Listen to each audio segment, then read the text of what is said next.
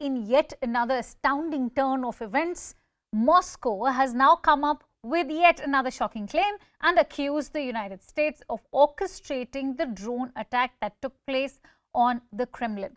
Russia has accused the United States of being behind this drone attack on the Kremlin that was intended to kill President Vladimir Putin. The Kremlin spokesman, Dmitry Peskov, has made the allegation in a briefing to reporters, saying that Washington should be aware that Moscow knew it was selecting the targets and that Kyiv was merely implementing US plans. But the Kremlin spokesperson had no solid evidence to support this claim of US involvement. Peskov has alleged that the United States often selected targets for Ukraine to attack. Now, the White House was quick to deny Russia's claims.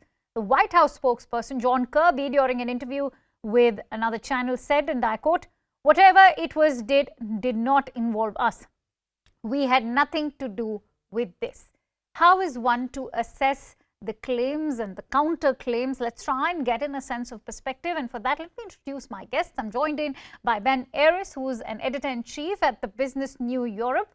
And I'm also joined in by Suzanne Loftus, who's a research fellow at Quincy Institute Eurasia program. Many thanks to you both for joining in.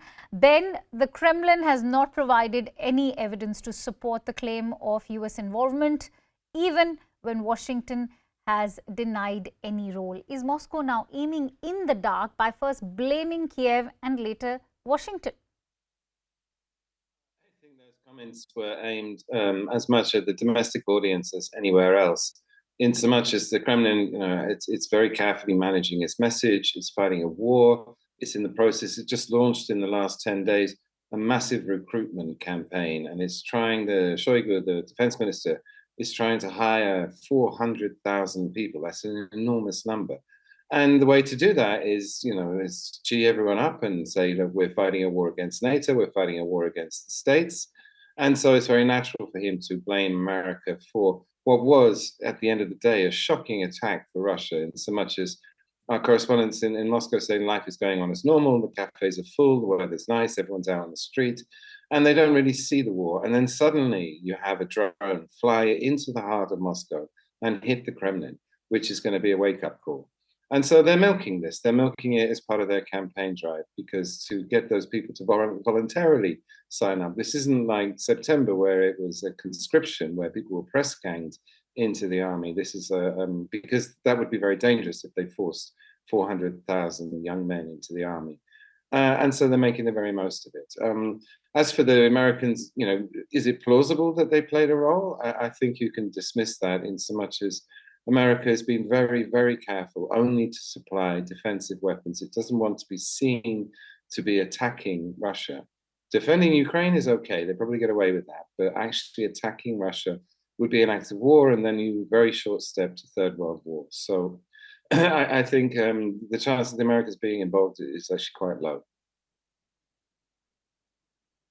Suzanne, not only has Zelensky denied the attack, but so has the White House. Is Russia deliberately choosing to be blind to the possibility of an inside job? Because there's been no reference to a possibility that it could be something that the attack may have been planned by mercenaries, because let's not forget that Putin also has several enemies within Russia.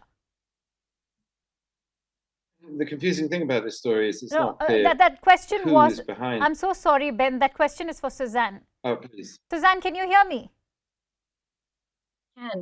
Well, I agree with what was just said, that a lot of this messaging is for domestic audience purposes.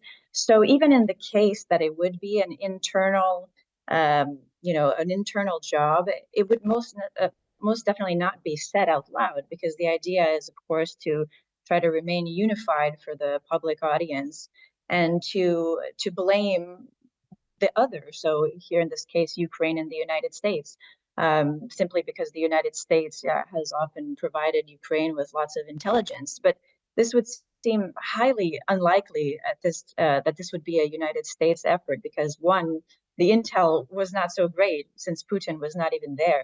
And two, the impact of a drone is just not enough to do the job, quote unquote. So either way, it was not a serious attempt to assassinate Putin. Suzanne and Ben, I'm going to request you to continue staying with me. In the meantime, let me also, for all our viewers, play out the reactions that have come in. I was just talking about the Kremlin spokesman, and also let's listen in to what the Ukrainian President Zelensky has to say. Let's listen into those reactions.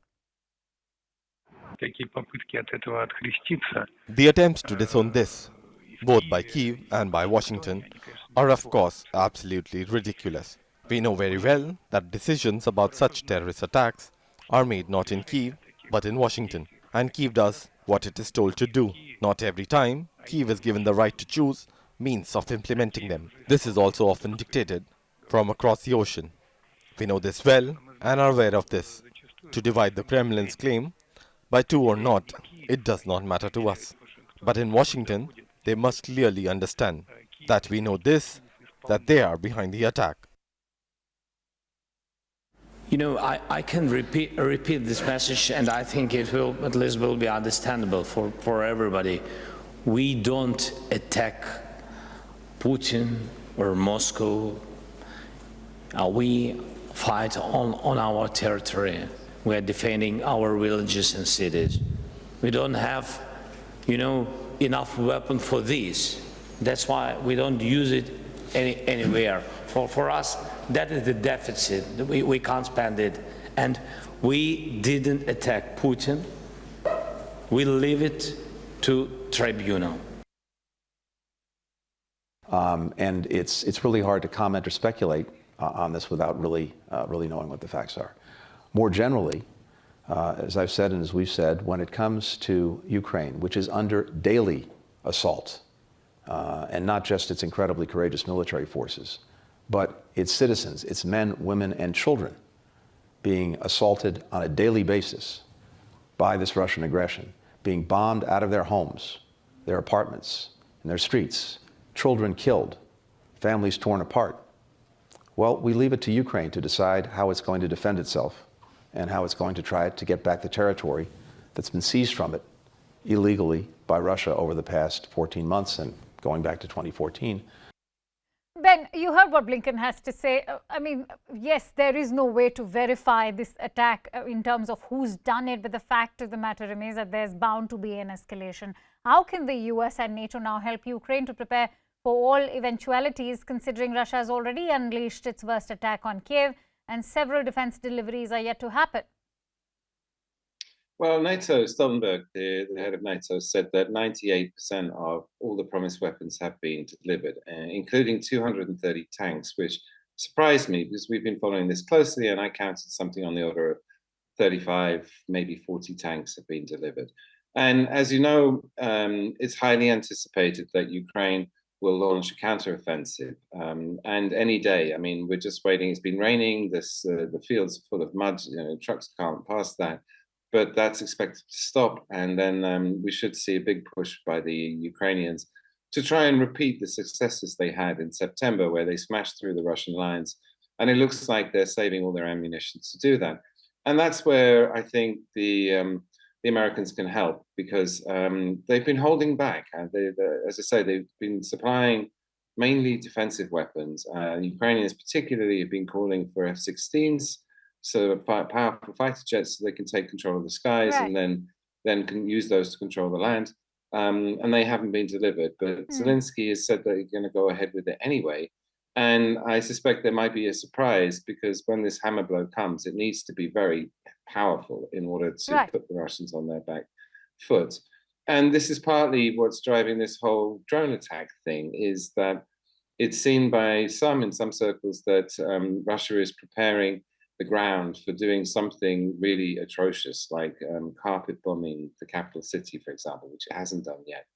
And this would be a justification for it.